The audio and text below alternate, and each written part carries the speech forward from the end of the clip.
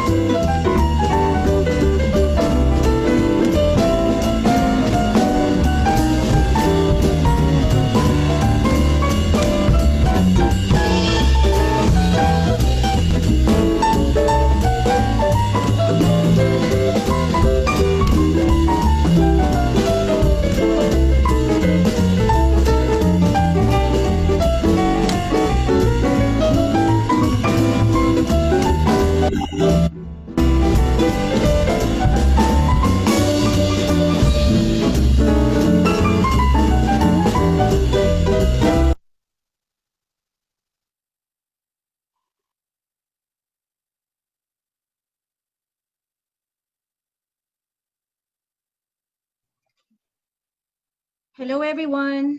Good evening. Well, good evening in Canada. Good morning in the Philippines. Good day to everyone who's in this who are in this room, wherever you are in the world. Magandang araw po sa ating lahat. My name is Rhea Gamana. I am from Bayan, Canada. I am here to support on the technical side on Zoom in basically helping running the event of Malaya movement in Canada tonight.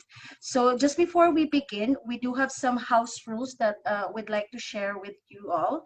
So the first one, please turn off your cameras when we begin the program to save the bandwidth. Number two, please write your name and organization on your Zoom chat name, if any, so that we can recognize you. Number three, we will mute everyone except the speakers once we begin to minimize distraction. Number four, if you have any questions or comments, kindly write them down in the chat box and it will be relayed by the questions moderator to the respective speaker. And last but not the least, if you would like to speak,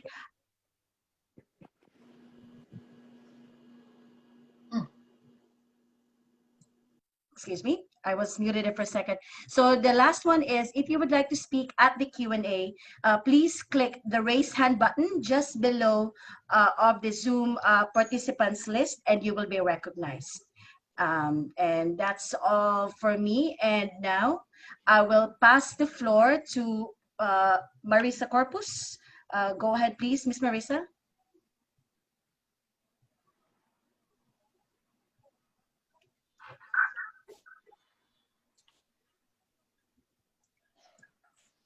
Miss Marisa? Nakamute ako. Okay. Magandang gabi, magandang umaga sa inyong lahat. Welcome to the first episode of Kapihang Malaya. Before anything else, we would like to inform you that there's a limit as to how many can join the Zoom meeting.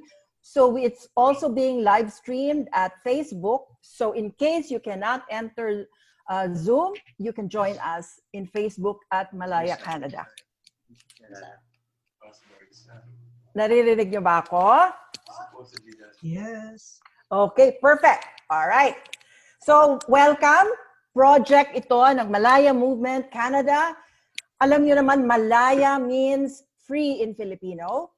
And it's a movement of Filipino compatriots that seeks to broaden Canada-based support for the cause of freedom and democracy in the Philippines. Today's event is part of our series of Malaya Canada events towards our formal launch, which is happening on September 20 with our guest speaker, Loida Nicolas Luis. So, anyone interested to join Malaya Movement Canada by visiting our Facebook page and our website, malaya.ca. And click on the Join Malaya Movement to receive updates on the various social, economic, and political issues in the Philippines, including Malaya events.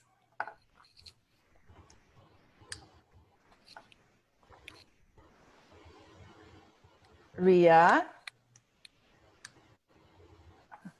Yes, Miss Marisa? Oh. Ito yung ating slideshow, no?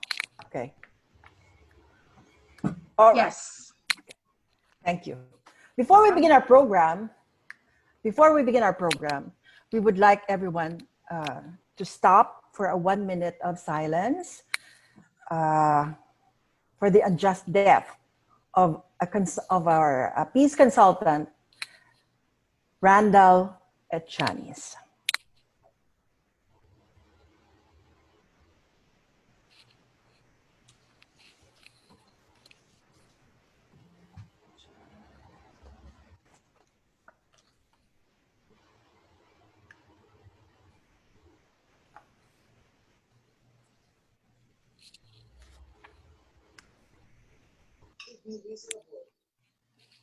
Okay. Thank you. May his soul rest in peace. Okay. Let's now go to what's happening. On May 5, at exactly 7:52 p.m., the Philippines' largest network went off the air. This is ABS-CBN. It was shut down after the National Telecommunications Commission issued a cease and desist order.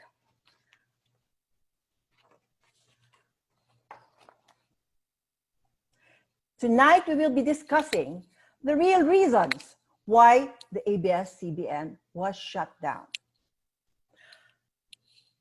Sinasabi nila na ang media ay makapangyarihan dahil sa humuhubog ito ng kolektibong opinyon.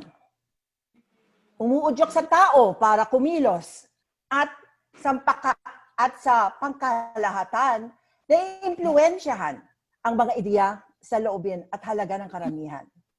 Kaya ang tanong, ano ba talaga ang issue sa pagsasara ng ABS-CBN? To help us tonight with this are our guests. The Senior Vice President and Head of ABS-CBN News and Current Affairs, Ms. Ging Reyes. Welcome po, Maligayang Kapihan. Ms. Ging Reyes. Hello po, magandang gabi. Naririnig po ninyo ako? Ay, magandang gabi. Nakikita lang kita sa TV. Ngayon, nakita na kita in person. Okay. And also, we have tonight the Managing Director of ABS-CBN International, si Mr. Jun Del Rosario. Welcome and thank you for joining us. Mr. June Del Rosario? Ay, magandang gabi po sa inyo lahat. Magandang umaga po sa Pilipinas. Kamusta po kayo lahat? Salamat sa pag-udlak sa aming programa. And our next guest is also a known filmmaker, writer, and director, Mr. J. Altarejos.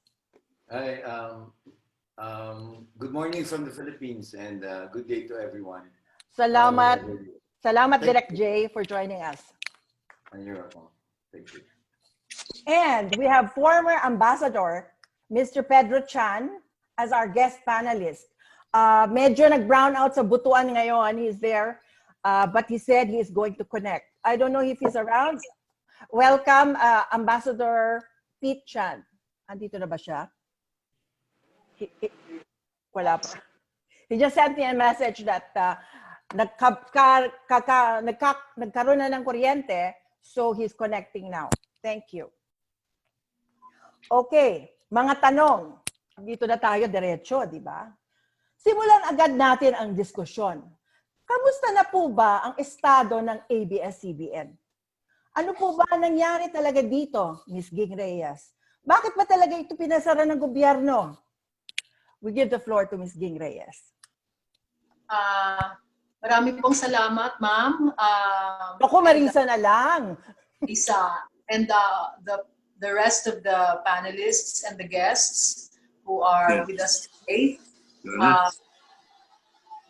Ang nangyari po talaga ay, actually, noon hong shutdown, noong May 5, ay ako po ang parang taong bahay sa ABS-CBN at kami mismo sa TV Patrol ang huling programa na nag-air noon, nung gabing yon. At kung maaalala ninyo, ay naging malungkot ang mga pangyayari na sumunod.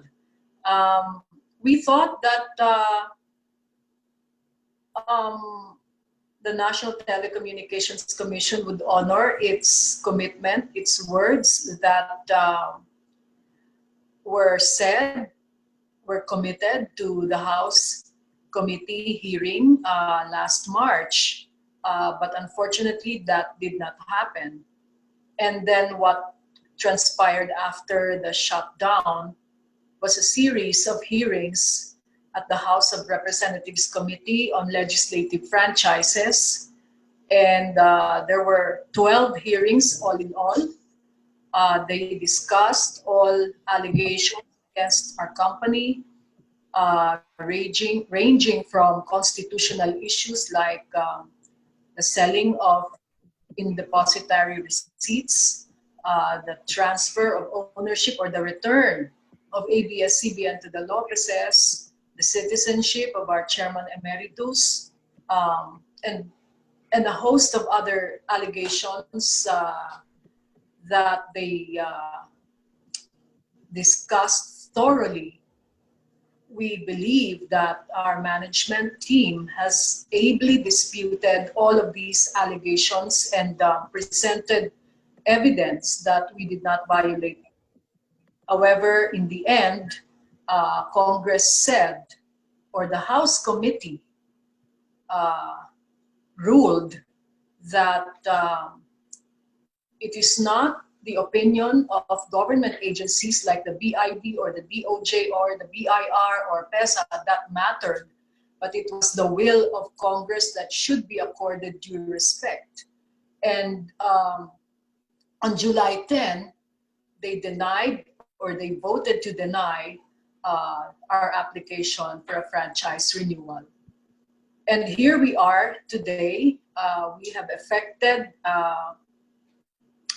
company layoffs as a result of not being able to operate our broadcast platforms, which, as you know, provide us the financial capacity to produce programs and operate the network as it should be operating. And sa ngayon po ay hindi na namin ito nagagawa. Nananatili po kaming nagpro-produce ng ilang programa, pero mas kaunti na po ito. Sa katunayan, ang news and current affairs Sa ngayon ay news na lamang po dahil hindi na po namin kayang mag-produce ng current affairs programs. So, nandito po tayo ngayon sa sitwasyon na ito. Wala pong prangkisa ang ABS-CBN. Hindi po ito nakakapag-operate ng broadcast services dahil ito po ay covered ng franchise. Ang aming operasyon ay limitado ngayon sa digital at sa cable channels po lamang. Yun po ang pinakahuling update sa sitwasyon at sa kalagayan ng aming kumpanya at ng aming mga empleyado. Nagsisimula rin pong magpaalam na yung iba naming mga kasama na sa kasamaang palad ay talagang mawawalan po ng trabaho simula sa September 1.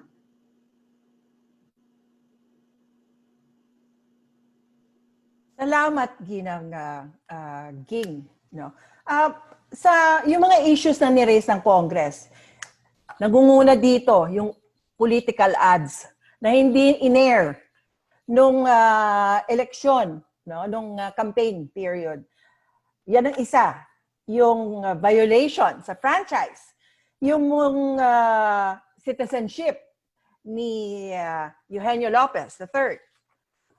Yung Philippine Depository Receipts na yun din yung issue sa Rappler, di ba? Yung 50-year limit ng franchise. Yung tungkol sa TV Plus box at saka yung KBO PPV. Failure to regularize employees, tax avoidance, biased reporting, inappropriate program content, political meddling. Totoo ba lahat ito? Yan ang tanong. Kung napanood po ninyo yung mga hearing na ginawa ay kami po ay nanindigan na hindi po kami lumabag sa batas. Yan po ang sinabi ng aming CEO, ng aming mga abogado, at ganun din po ang iba't ibang officers no, na humarap. Pinutunayan din po yan, Marisa, ng iba't ibang ahensya ng gobyerno tulad ng BIR na nagsabi na walang Bayad kayo. Oo, bayad po kami sa mga buwis na kinakailangang bayaran. Gayon din po doon sa 50-year limit na sinasabi. Marami naman talagang broadcast companies na mahigit 50 taon na, no?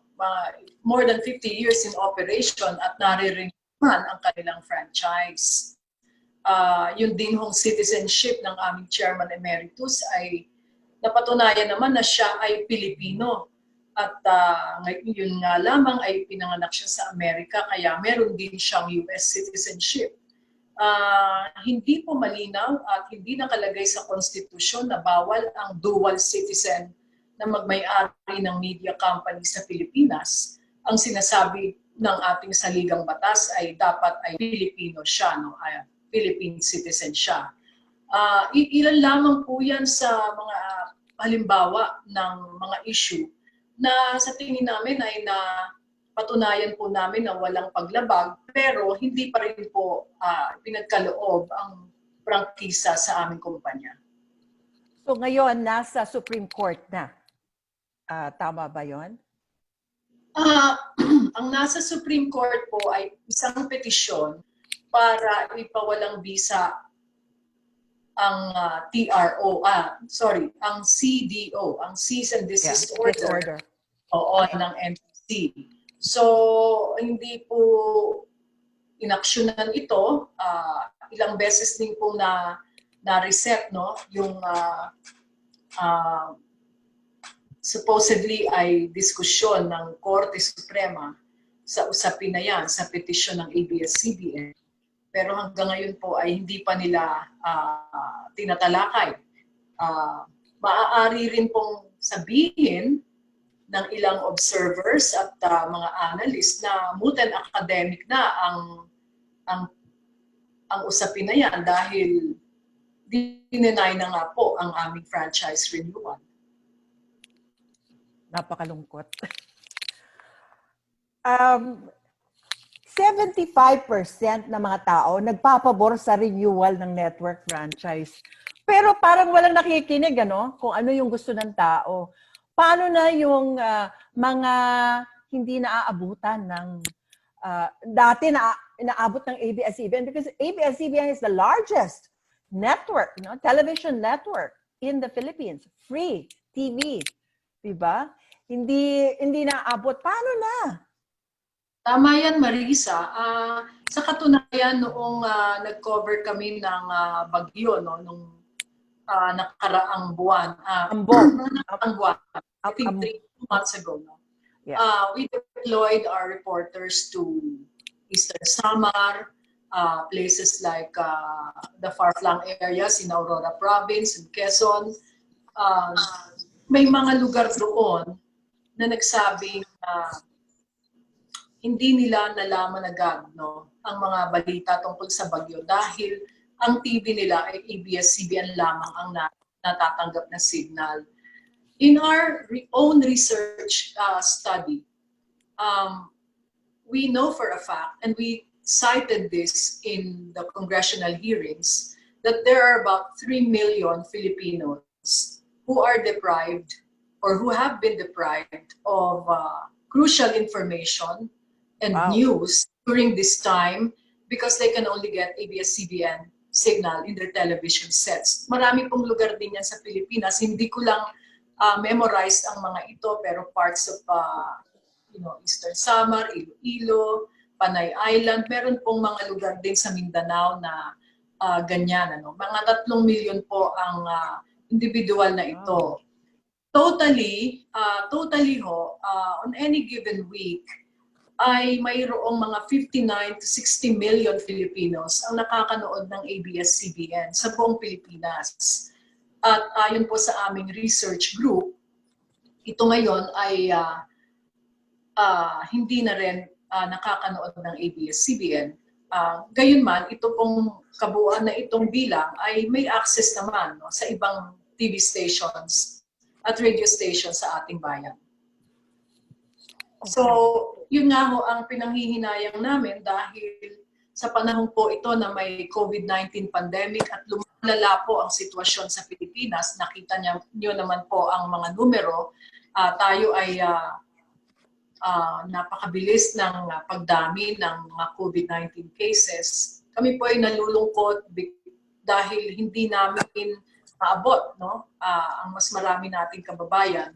Ngayong nasa cable at digital lamang po ang aming pagbabalita. Napakalungkot talaga. With its shutdown of operations in the Philippines, ano na magiging impact nito sa ating manunood? Bakit mahalaga ang ABS-CBN sa ating ordinaryong mamamayan? Lalo na sa mga OFWs.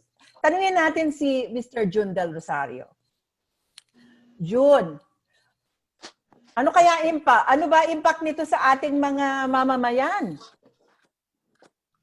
Kung sasabihin po natin ukol sa mga overseas Filipinos dito sa Amerika, sa Canada, sa Middle East at iba pang mga bansa, sinusubukan naman po ng ABS-CBN na patuloy na mag-operate at dalhin ang mga programa namin sa Pilipinas sa iba't ibang bansa through our cable and satellite and digital services.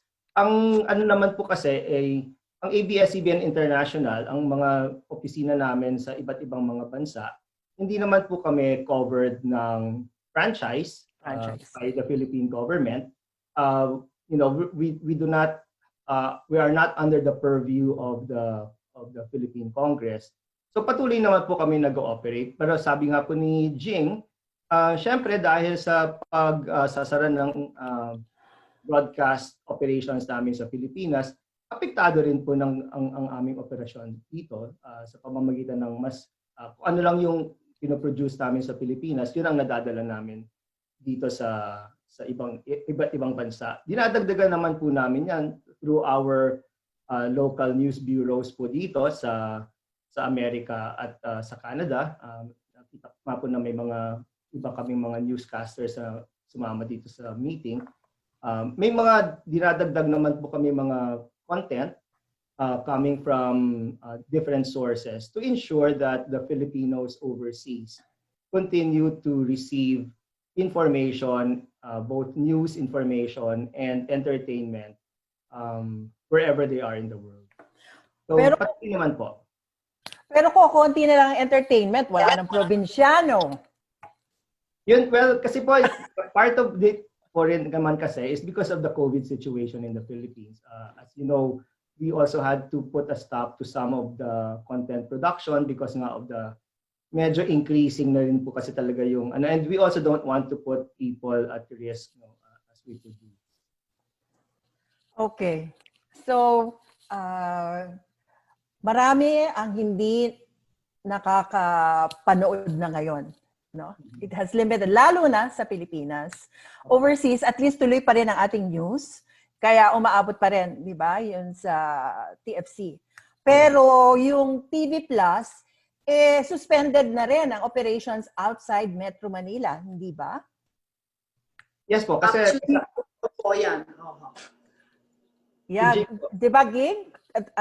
Suspended na ang TV Plus. Opo, wala na pong natira. Wala na pong natira sa TV Plus content service namin. Oh. Okay.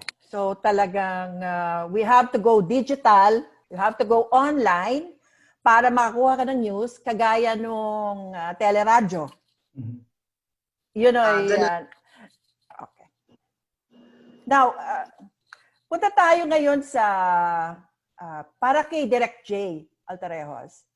Sabi ni Sionel Jose, a veteran writer, argued that Filipinos do not need ABS-CBN since he said it does not produce goods or food because the shutdown did not diminish poverty. He further said the demise of ABS-CBN is good for the country because it will help end the rule for the oligarchy. What is your opinion on this? Direct J, ano masasabi mo? Nakakalungkot yung mga ganyang mga pananaw mula sa mga katulad nila FSJ, no, na mga national artists. Dahil parang sa panahon ngayon, doon dapat tayo humuhugot ng mga kaisipang bago siguro at matino, no? Parang ganyan, parang sa akin kasi mali na at the surface level, mali yung kanyang statement. Like, hindi nagdadala ng goods and food, no? Directly, ABS has employed around 11,000 employees. And of course, nagdala yun ng pagkain sa pagkainan nila, no? At huwag na natin banggitin pa yung mga kagyat na industriya at iba pang mga kontrata, no? At hanggang doon sa mga sa probinsyang naglalako ng kunyari ng promo ng isang cable channel na may dala ang ABS-CBN and all. So ibig sabihin, mali, nagdadala ng pagkain, literal na pagkain sa pagkainan ng Pilipino ang ABS-CBN. Sabi niya rin, hindi daw na-diminish ang poverty and it's a start of ending the oligarchy. Wow, big words, really. And I agree. No, who wants poverty and who wants the oligarchs? No, but hindi naman trabaho ng ABS-CBN yon na baliktarin ang tatsulok na ito. I mean, you know, yung pagkawala ng kahirapan at ang pagkawala ng oligarkiya ay trabaho ng isang lipunan at isang sistema na hindi mag-aalaw na magkaroon ng oligarkiya o anong pa mang estado. So, ibig sabihin lang, mali si FSJ doon. Mali sa kanyang pananaw at nakakalungkot. No? Dahil, sa akin, ano lang, no? Hindi ako nagtrabaho sa ABS-CBN. I've never worked with ABS-CBN. Pero ito yung sinasabi ko. Ang ABS-CBN hindi lang nagbibigay ng pagkain sa ating kaisipan, kundi kasama siya sa ating imagination bilang bansa, no? So ganun siya ka-importante kasi bahagi siya ng kultura natin. So ayokong isipin natin bilang mga manlilikha na wala tayong puder o kaya wala tayong katuturan, no? Kasi ganun niya sinasabi. Kung walang dinadala ang ABS-CBN yung mga palabas nito, ano yung ginawa niyang mga libro? O ano yung mga ginagawa ng pelikula? Ngunit tayong lahat ay kabahagi ng sistema nito. Ngayon, kung gusto natin baguhin ng total na pagbabago, walang kahirapan at walang mga oligarkiya, baka revolusyon ang sinasabi ni Manong Frank, no? Yun, baka yun ang mga kailangan natin mula sa mga ano. Kasi sobra na ang gobyerno ito. Ganun lang ako. Thank you. Salamat, Direk J. At isa rin hindi natin na pag-uusapan yung press freedom, di ba? Paano to, Yes. yung impact sa press freedom. Yes. Alam nyo, sabi nila ba't ka ba dyan, no? Mula pa nun, ang daming epekto actually, Miss Ging, sa akin ng ABS-CBN, kahit hindi ako naging bahagi ng inyong samahan.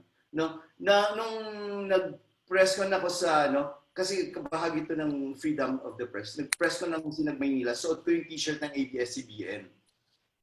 Kasi ito na yung panahon na ito nung ginigipit na talagang ABS. So, as a matter of fact, nagalit ng Sinag Maynila kasi parang naging focus pa ang laban ng ABS-CBN. Para sa akin, lahat tayo ay bahagi ng laban ng ABS-CBN. No?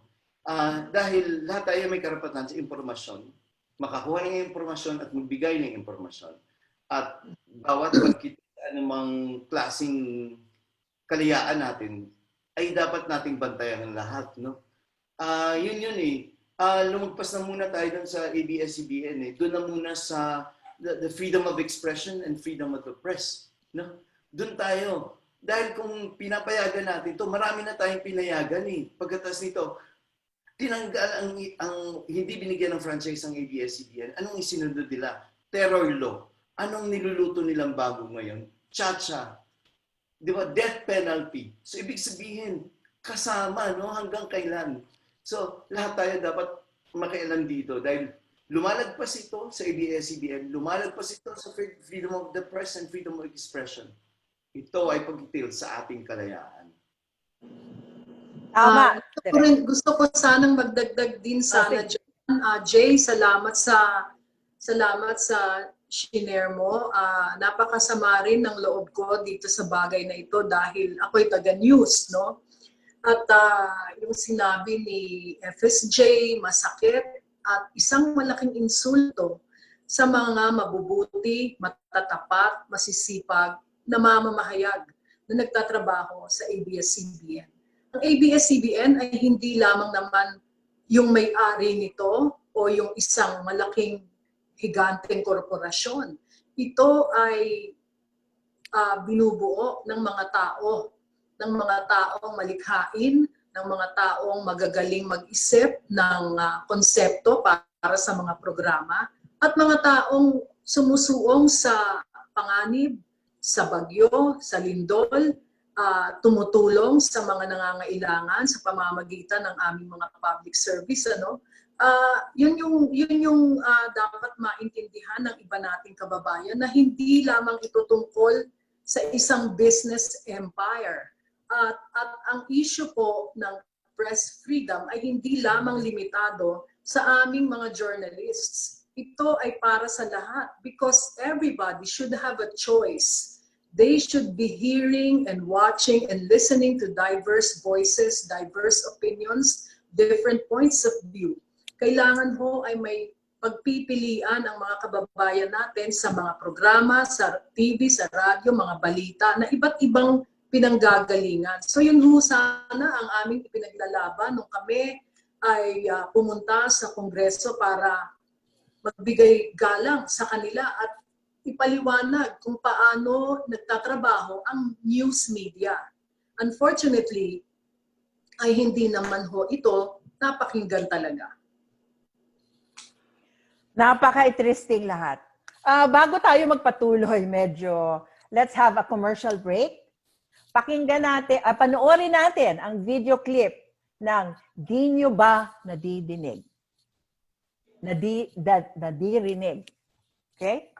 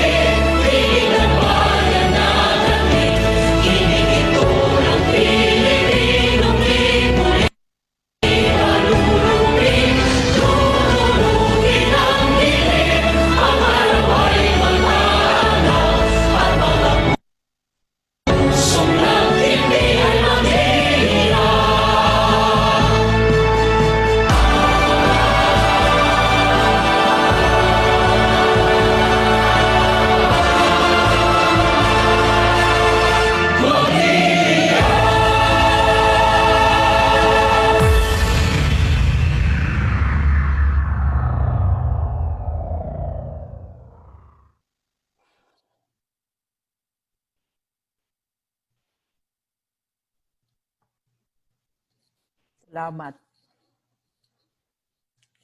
Napakagandang may dating. Okay, back tayo sa discussion at eto, I'm going to read some of the questions, no? Ipapasa ko sa inyo. Question: how will the result of the US presidential election in November impact the politics in the Philippines? How do you think a Biden-Harris win impact the Duterte presidency or a President Trump re-election? Kanino ko ba pwede itanong to? How about you, Ging? Parang wala.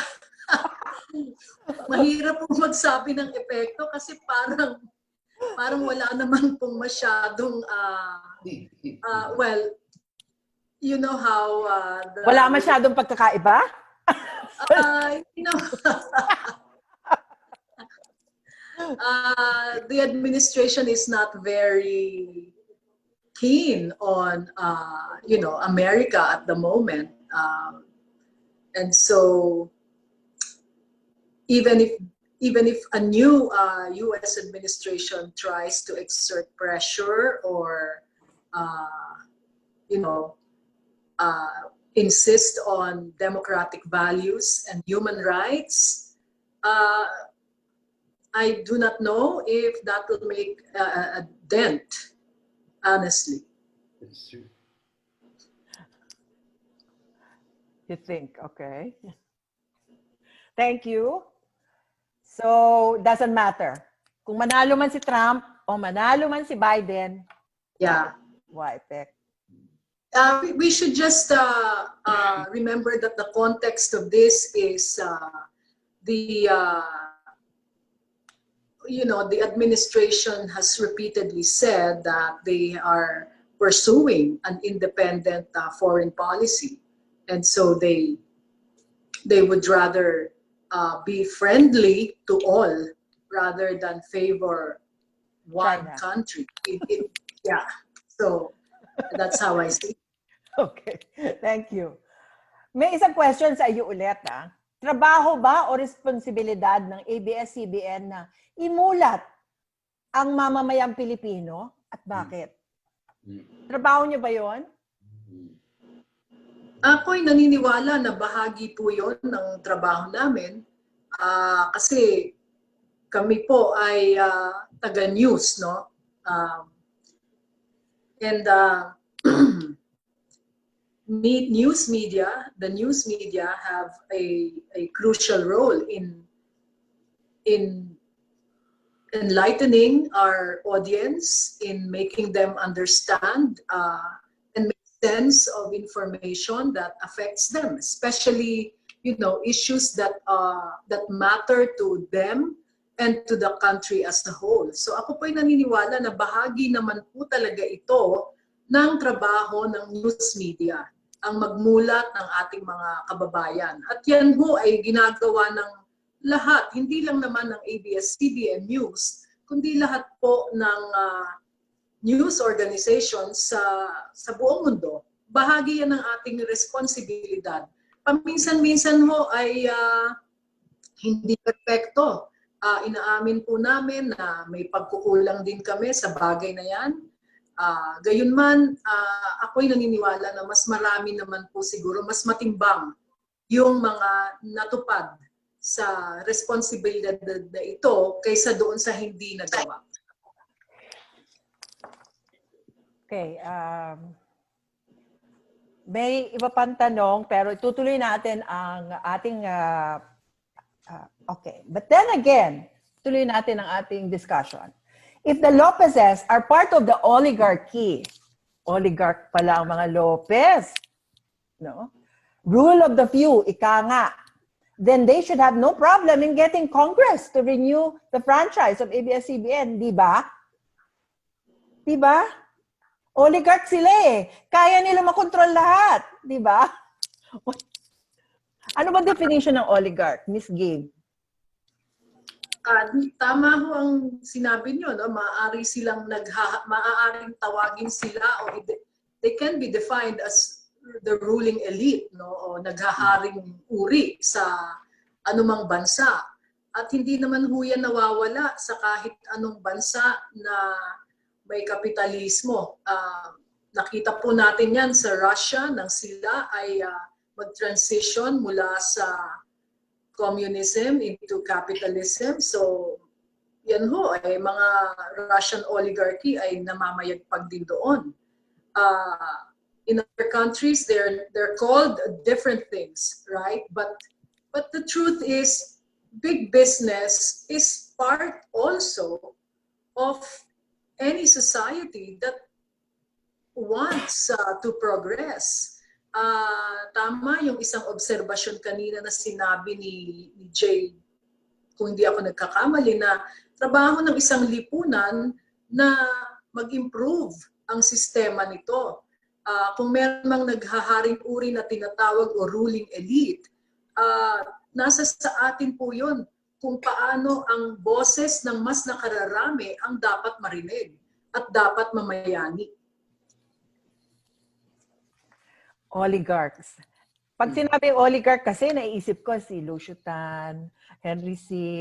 Yung talagang across many industries, di ba? May control.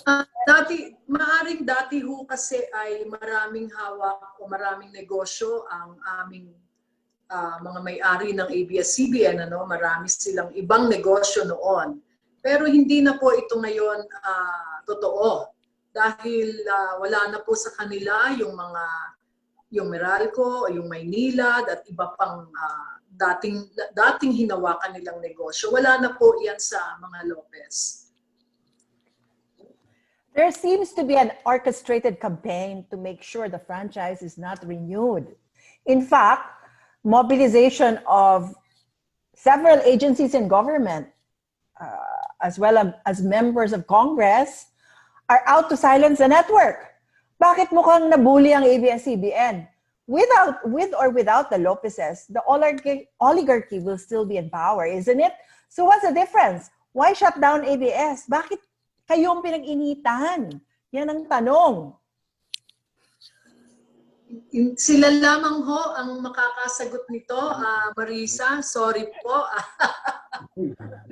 Hindi ko rin po alam kasi hindi naman po kami sa news ay ako'y naniniwalang wala naman kaming pag-ataking ginawa sa sino man sa gobyerno.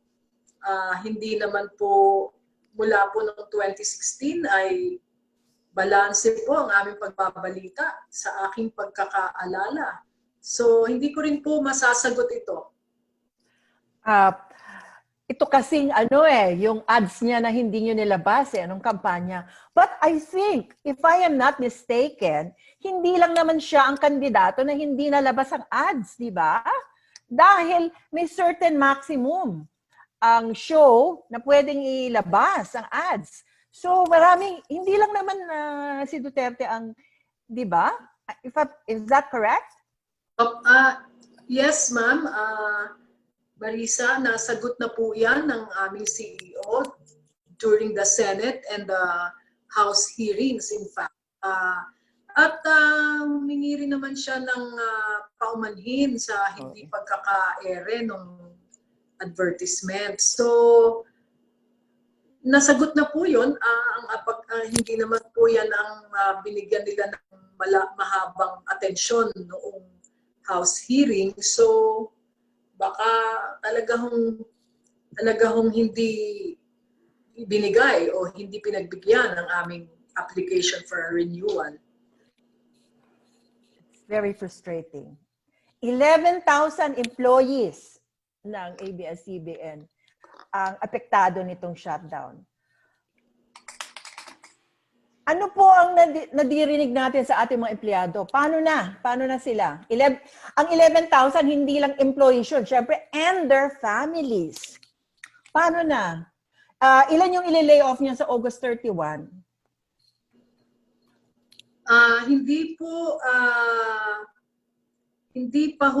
Hindi ho ako otorisado na magbigay ng basta marami. O pasensya na po. Pero masasabi ko po na libo-libo ito na mawawalan ho ng trabaho. I'm not authorized to say the exact figures. Thousands in the entire company. In news, it's more than 28% of our Wow. workforce in news will lose their jobs. At ang masaklap nga po talaga niyan ay napapansin na ninyo yan sa aming programming. Dahil sa ngayon, while we still have Teleradio and ANC, which are both all news channels, nabawasan na po ang programming namin doon. Gayun din ang late night newscast namin sa ABS-CBN na Bandila. Hindi na po namin ito kayang i-produce. Hindi na rin po namin kayang i-produce ang mga current affairs programming. Kabilang na ho rito yung aming morning show, yung aming mga documentaries, at yung aming mga late night current affairs magazine programs. Yun ho ang naging resulta ng shutdown dahil TV Patrol lamang po ang kaya naming i-produce sa ngayon. Dati kasi ang TV Patrol ho ay kumikita at ito ang ipopondo sa aming mga iba pang news productions. Nung nawala ho ang aming free-to-air service, nawala rin ho ang advertising revenue niyan. Yun ho ang pinaliliwanag namin ngayon sa aming mga viewers. Yun ho ang naging resulta nito. Yan ang pinakamalaking source of income talaga ng television network. No? Ano nang mangyayari? Kasi meron ito yung People's Initiative, yung Pirma Kapamilya campaign natin, no? To pass legislation that would grant ABS-CBN franchise renewal. What would it take for the Pirma campaign to succeed in renewing ABS-CBN franchise? Kamusta na ba itong Pirma campaign natin? Hindi po ako masyadong familiar, pero pagkakaalam ko ay nagsimula na ang signature campaign. I am not involved and ABS-CBN is not involved in the signature campaign or the gathering of signatures. But what we know is that we have a lot of supporters, fans, friends, and organizations that support us who are behind this and who are actively seeking the signatures. In fact, nag-launch ito sa Facebook, pati sa Facebook you can just download or print the petition, the form. Gayunman, alam ko rin po na kailangan nito ng papel na mahalaga mula sa Commission on Elections at gagastusan po ito ng COMELEC ng mga 2 to 4 billion pesos para maging isang hold ng plebisito o referendum para maging sagutin ho yan. Bago pa ho mangyari yun na madala sa COMELEC, i-verify pa ho ang mga pirma. And that process is going to be very tedious and very, very, it can be problematic. So if we think realistically, maganda ho siyang adhikain, maganda ho siya bilang show of public support, pero hindi po tayo nakakasiguro na magtutuloy-tuloy siya o i-entertain siya ng pamahalaan, lalo pa ho at maraming dapat pagkagastusan. At medyo madugo pala talaga ang Yes. dadaanan yan. So it's a lot of work. Miss Okay. Marisa, Yes. excuse me. Miss yes. Marisa, I just want to recognize Sir J. Altarejos. He raised his hand a few minutes ago. I think he wants to say sorry, hindi something. ko nakita. No, that's Sige. okay. Go ahead, please. Direct J, sige. Yes. Sorry, hindi ko nakita. I'm really glad that ABS-CBN has resumed doing some production. Ano lang po, mabilis lang po at siguro maganda rin pag-usapan, no? Dalawang pagkakataon na ang ABS-CBN ay dumanas ng ganitong klaseng paninil mula sa isang gobyerno, panahon ni Marcos at panahon ngayon ni Duterte. Meron po bang mga pagbabago na makikita sa laman ng hindi lang sa news kundi pati sa entertainment na magre-reflect sa ganitong pangyayari, no? Kasi malaking bahagi ng ang ginawa na pagsasara na to ng 2 beses inyong network. So meron po ba siyang magiging epekto sa mga kwentong ikikwento natin kahit sa entertainment? Pasulong na po ba yung mga ibang pagtalakay sa issue sa mga minoridad, mga babae? May ganun po bang pagtataya o makikita kaming pagbabago? Yun lang po yung tanong ko. Jay, unfortunately, hindi ko masasagot yung entertainment part. How I wish magkaroon ng ganun, ano?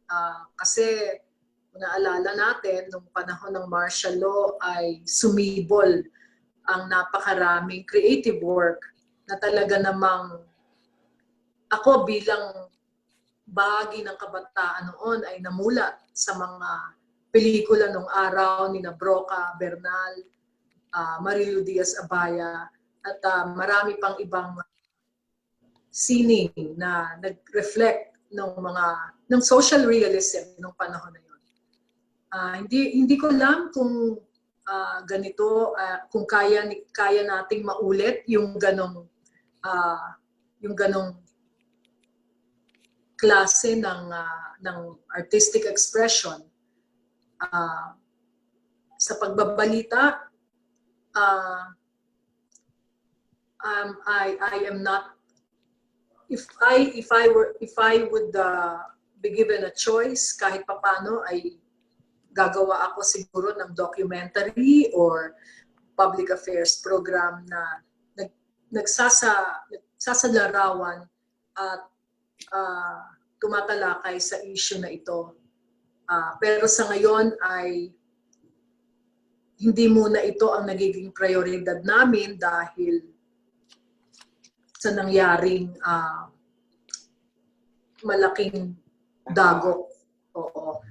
Siguro in the very near future we will think of concepts and do our documentary production on this issue and on this whole experience and but at this point, sa totoo lang, we are trying to survive. Yeah. We are trying to keep as many people as possible. We are trying to continue our news gathering and our production of the few entertainment shows that we can. Hindi po madaling yung dinadaanan na ganito. In fact, a lot of our people are just taking it one day at a time. We are trying to plan for our future. But the truth is, it's very difficult to make plans when there is uncertainty all over and there is a pandemic that's further restricting our movement and our capacity to do content, you know. So naging dalawa ho yung naging problema, kaya it became more complicated. So but Jay, I really hope that we can do more of those concepts and there should be a lot of content of artistic work that Should come out. peak of the times we live in. Yes. Marisa, if I may add on to Ging, no? Direct J, ang maganda naman kasi ngayon, nung sinara kami nung panahon ni Marcos, technology wasn't around to enable the speedy dissemination of content, no? Ang maganda ngayon, we have the technology to enable even with the shutdown of our frequency, meron ka ng digital technologies that allow you to collaborate with a lot of content creators. And I think, I know from a business standpoint, this is a huge, step back for us. But I think from a societal content creation standpoint, now is a great time to be a content creator because of the opportunity from a digital standpoint. And actually coming nga dito sa TFC, that's one of the things that we want to represent to represent Filipino creators around the world, no? And we want to collaborate with Filipino creators. That's why if you think about it, hindi namin pinangalan ng ABS-CBN channel yung channel namin dito, no? Tinawag namin the Filipino channel, and it's specifically because we want to bring in as many Filipino content creators using our platform globally. And we would love to collaborate with as many content creators. And in fact, sabi mo nga, may mga kwento na ngayon na nilalabas sa dati hindi natin nilalabas. Yung grupo namin sa news dito sa US created documentaries about KEP, slavery within our own community. We advocated and created documentaries about our veterans who were, things that the mainstream media here forgot or would not even bother to expose. So I think, Direct J, I would siguro open that invitation to a lot of the creator communities that you are part of, and say, let's sit down, let's collaborate, di ba? Madami pa namang opportunities for distribution of content. Yeah, that's the challenge for our creative people. Thank God that there are other platforms that ABS-CBN has been able to use to be able to continue some of its programs. May question ako. Kasi yung frequency nyo, diba? Wala na. Paano ngayon? Pwede ba yon na ibigay nila yung frequency na yon sa iba? Pwede po, Ma. Pwede, Marisa. Kasi ang frequency naman talaga ay hindi yan pag-aari ng kahit na sino kundi ng gobyerno lamang. And they can assign it to a qualified broadcaster or a company. Talagang pwede nila po yun na i-assign sa iba. Kaya lang, ang limitasyon niyan ay kailangan mo rin, para maging ABS-CBN ka rin, kailangan marami ka rin transmitters, A tower.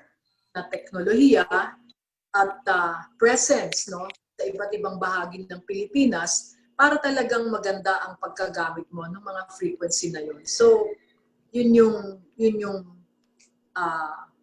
mga requirement na tinatawag para, kasi ilang dekada rin naman ang ang ginugol sa investment para maabot yung nationwide presence, di ba? At maabot yung ganun kalaking reach ng ABS-CBN. So, yun yung sana nga ay dumating yung panahon na mag-digital na tayong lahat at hindi na magiging masyadong mahalaga kung may franchise ka o hindi.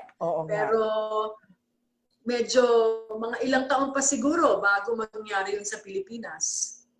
Yeah. At saka sabi nga po ni former NTC Commissioner Rudy Salalima, babalik nga yun sa gobyerno because it's really owned by the government, by the state. But whoever wants to apply for that franchise has to show proof of capacity to operate that franchise and to maximize that franchise. So hindi ho pwedeng sabihin na si Jun Del Rosario lang biglang nag-apply sa NTC ng franchise for the ABS. Hindi kailangan ipakita talaga kung anong paggagamitin ng franchise at may capacity ba talaga yung kumpanya. Okay, napaka-interesting lahat ng ating diskusyon. Hindi pwedeng buong gabi tayo mag-usap ito. So, bilang pagtatapos, hingin ko kayo ng message bawat isa sa inyo. Bigyan natin kayo ng time. Sige, Ging. Muna ka. Ako talaga ang una. Ikaw muna. Ikaw ang Senior Vice President Nagpapasalamat ako sa inyo, sa grupo nyo, na tinalakay ninyo tong issue ng ABS-CBN. And I also want to thank you for your support of our global colleagues here, the Filipino channel.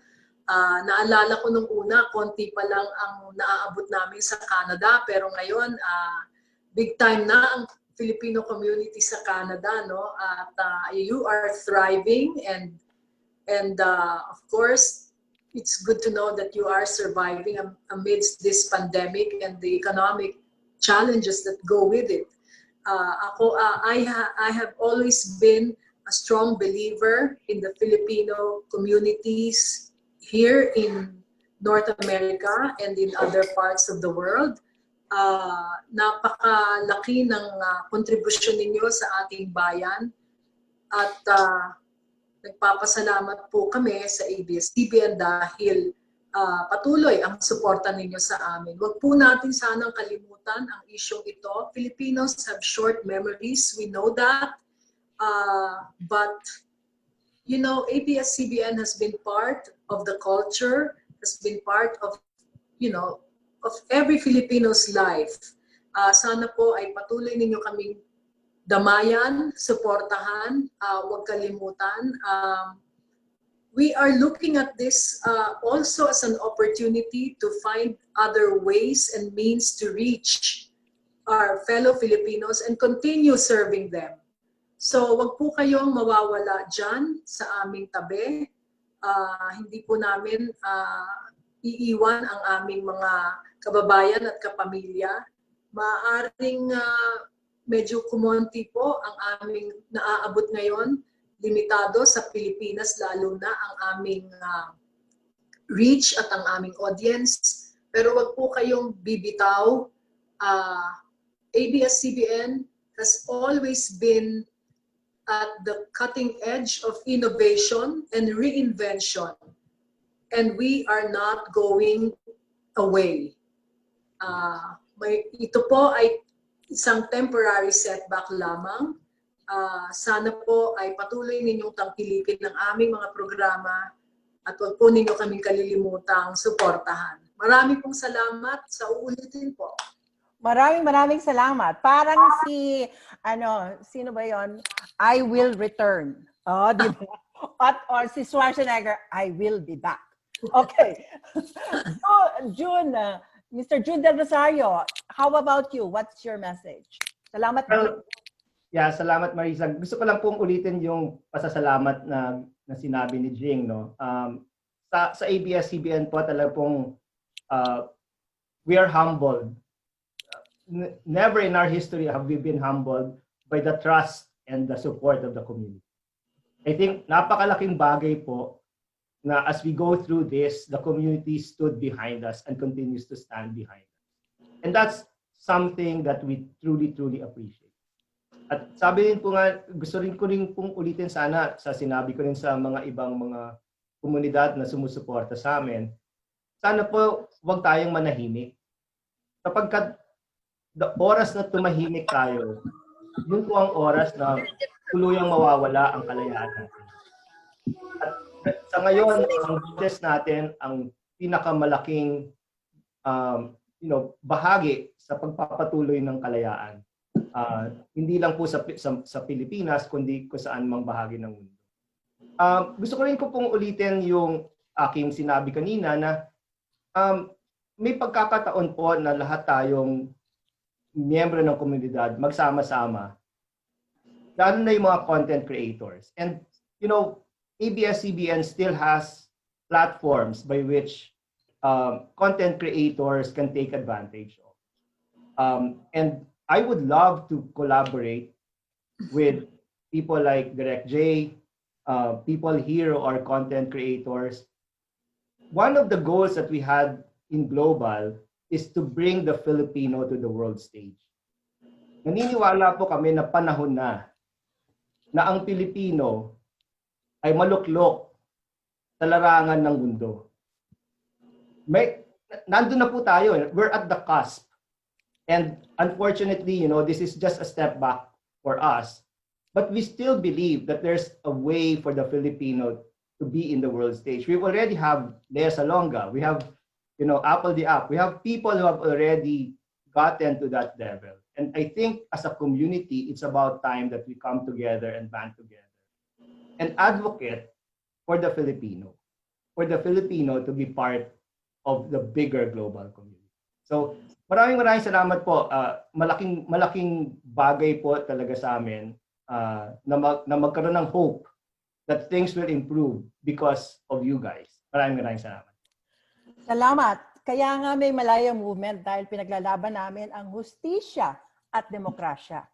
And ang objective namin dito ay para ang mga tao na, marami dyan kasi they don't care less. Dahil maganda buhay nila dito, di ba? Gusto namin gumising sila. Gusto namin na wag silang manahimik at makinig muna sa amin at kung ano nangyayari, di ba? At dapat malaman nila na meron silang in their own way, may magagawa, di ba? Nung umalis ang ABS-CBN dati, ay dahil sa martial law. Medyo parang martial law din ngayon, di ba? At bumalik nung people power. Kailan kaya babalik ang ABS-CBN? Yan ang tanong. Direk J, how about you? What's your message? Siyempre sa ABS-CBN patuloy lang. Kasi marami ako nakakausap at ang ABS-CBN ay isa sa parang simbolo ng kanilang pangarap, no? Yung mga gustong mag-artista. Bahagi talaga sa kanilang imagination na maging part ng ABS-CBN. So I could just imagine their feelings that a part of their dream, crumbled for them. So ibig sabihin, bukod dito sa mga news na binibigay natin, sa mga impormasyon, bahagi talaga siya sa pangarap ng ibang tao, ng mga Pilipino ang ABS-CBN. Kaya gusto ko na rin kayong invite, no, kami dahil nga sa nangyari sa pandemic. We have a small channel, 2076balangao.com. Yung first episode na isang series namin ay inspired ng pagsasara na ginawa ni Duterte ng ABS-CBN. No? Sana po mabisita ninyo ang title Signing On. So, ibig sabihin, ang ABS-CBN ay nakaka-inspire pa. Ayun naman pala eh. Magawa, no? Yun yung sinasabi ko na hindi lang naman ito usapin ng pagkain, hindi ito usapin ng ano. Alam natin na si Duterte talaga ang may ayaw na bigyan ng ABS-CBN ng prangkisa. Mula pa noon. Yan ang mga na grabe nga, Miss Ging and people from ABS-CBN, I would like to commend your patience and your, oh my God, to be able to stand those congresspersons. I mean, it was such a study on character. So only for that I commend you for braving that. Lalo na yung presidente nila si Carlo Katigbak. My God, di ba? At kaya natin ito pinag-uusapan pa ulit-ulit dahil nga hindi lang to issue ng ABS-CBN. Dahil nakikita natin palaki na ang paniniil na ginagawa ng gobyernong ito. So yun, maghihintay pa ba tayo na lahat tayo na hindi na makapag-usap-usap ng ganito? Para lalo tayong makialam o mamulat, no? Lalo na nga sa mga kasama natin na wala naman sa Pilipinas. Kasi totoo lang din naman, iba pag nasa malayong bayan din naman tayo, no? Iba yung pagtataya natin, iba rin yung pag nasa sarili nating bayan. But at the same time, even here in our country, we have different truths right now, And I guess, bahagi nung natin responsibilidad na ipalaganap yun, na merong mas malawakang pagtingin dapat tayo beyond ABS-CBN, beyond this time. Paulit-ulit na ginagawa sa atin. So, yun lang. Huwag matakot kahit may terror law. Di kulong na nila tayong lahat. Alam mo yun yung gusto nila, matakot tayo eh. Di ba? Hindi tayo patatakot sa isang Duterte lang. I mean, Yeah.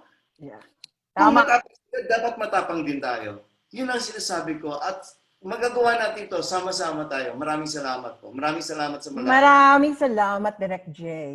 At dito nagtatapos ang ating talakayan sa ABS-CBN. Ngayon, sinusuggest ko sa inyo, Ms. Ging at June, and Direk J, basahin niyo yung mga comments kasi may mga comment dyan na sabihin niyo daw sa Presidente Carlo Katigbak, tumakbo daw ng Presidente sa 2022.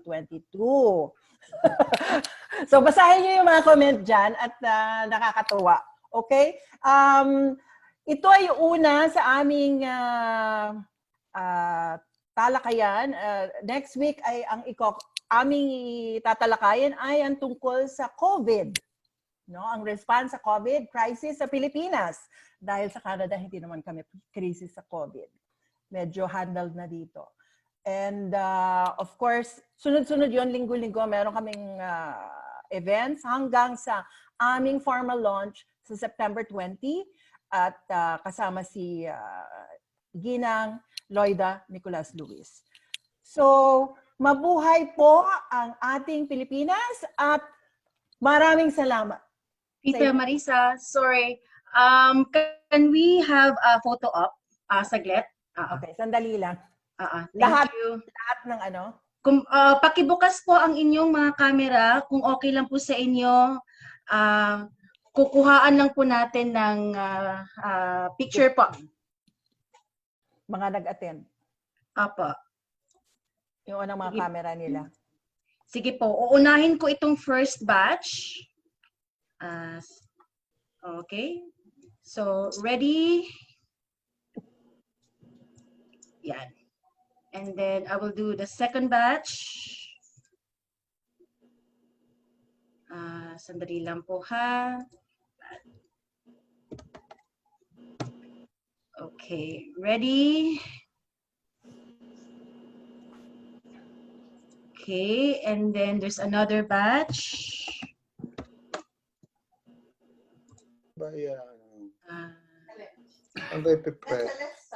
Okay, last batch po tayo. And perfect. Maraming salamat po. Maraming salamat. Good night po sa inyo Thank you. lahat. Thank you ulit. Thank you po. Thank you ulit sa inyo, Marisa. Thank you. May lahat. Maraming salamat. Thank you, Direct J. Maraming salamat. Maraming Direct salamat. J, thank you ha. Ay, usap tayo pala, Marisa. Oo Bibili ba? ka ko. Oo, gagawa tayong pelikula.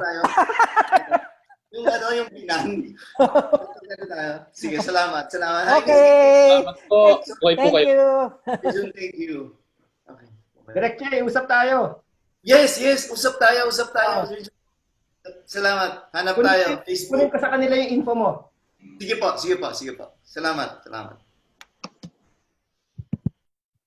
Salamat po.